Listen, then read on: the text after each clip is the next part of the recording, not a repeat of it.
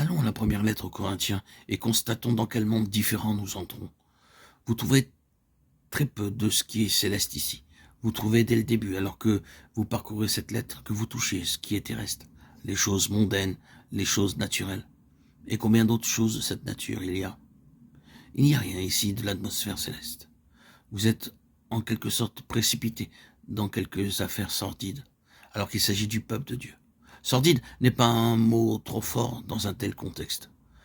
Vous êtes mis en rapport avec tout ce qui est déplaisant, tous les aspects lamentables du mélange, de la faiblesse spirituelle et de l'immaturité, avec des choses que vous voudrez voir être mises de côté rapidement, de manière définitive.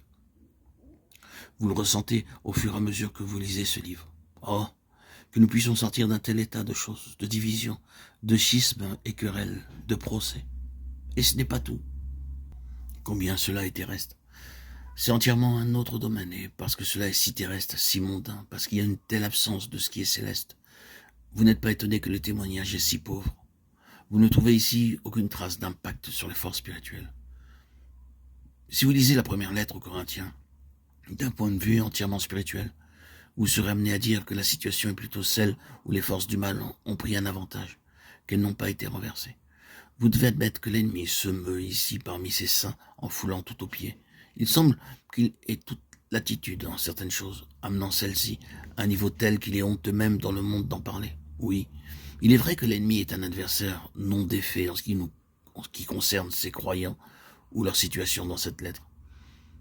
Il agit trop à son gré, simplement parce qu'ils sont tellement sur le niveau terrestre des choses.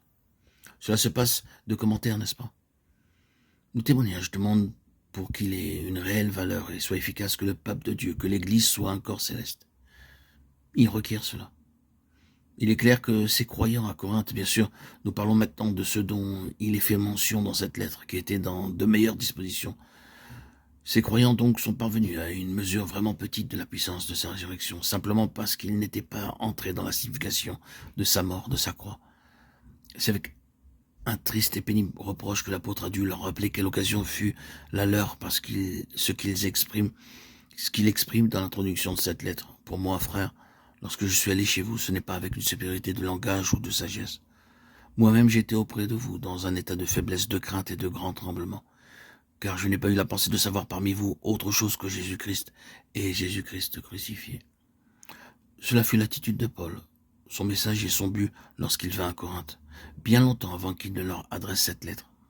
Or, sa présence parmi eux, mettant l'accent et insistant sur Jésus-Christ et Jésus-Christ crucifié et sur rien d'autre, et ensuite bien plus tard, la rédaction d'une telle lettre met en évidence le fait qu'il n'avait pas appris ce pourquoi il avait été présent, qu'il n'était pas entré dans la chose sur laquelle il avait insisté, étant au milieu d'eux, et toute cette situation est une constatation de ce fait.